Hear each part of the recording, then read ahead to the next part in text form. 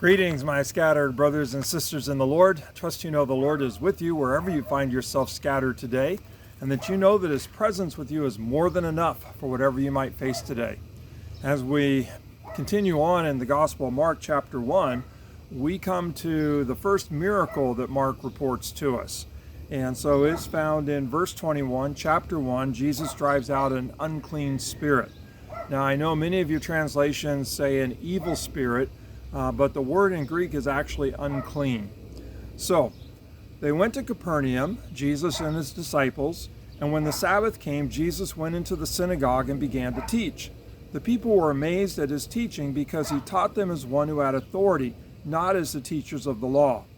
Just then a man in their synagogue who was possessed by an evil spirit cried out, or an unclean spirit, "What do you want with us, Jesus of Nazareth? Have you come to destroy us?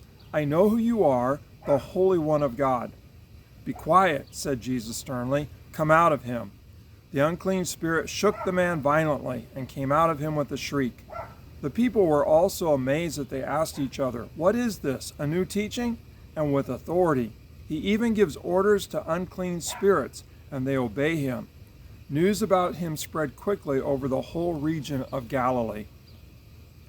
So there's a couple things I want us to look at here.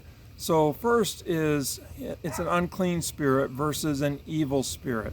I don't know everything to do with this, but it seems to be that the word unclean has more of a defiling sense to it. And so this spirit defiled the man and basically kind of robbed him of his humanity. And so that helps me to think a little bit in terms of unclean spirits defile people of their humanity. And so what are the things that defile us, that keep us from really being fully human?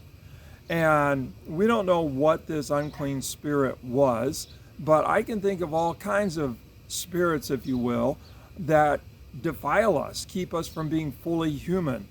It might be greed, it might be jealousy, it might be pride. I mean, there are just all kinds of ways that we kind of get unclean. We cease to be human, at least human as God designed us to be.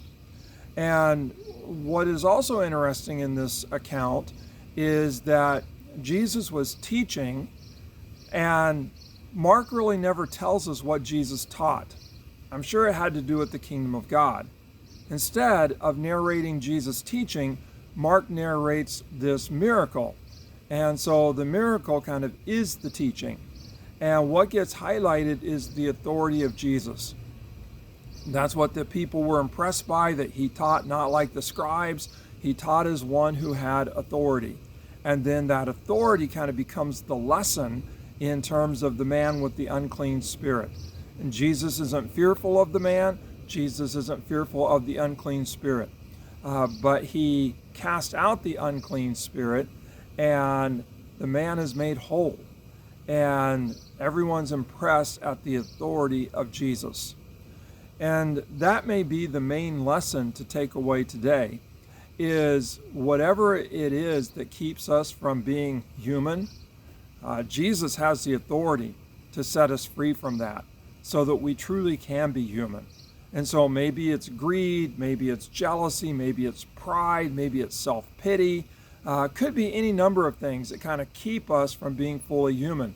Jesus has the authority to set us free from those things so that we can be fully human and live under his authority instead of the authority of those things that defile us and rob us of our humanity.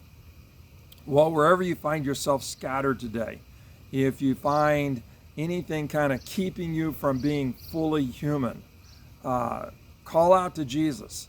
He has the authority to set you free, to be human, as God designed you to be.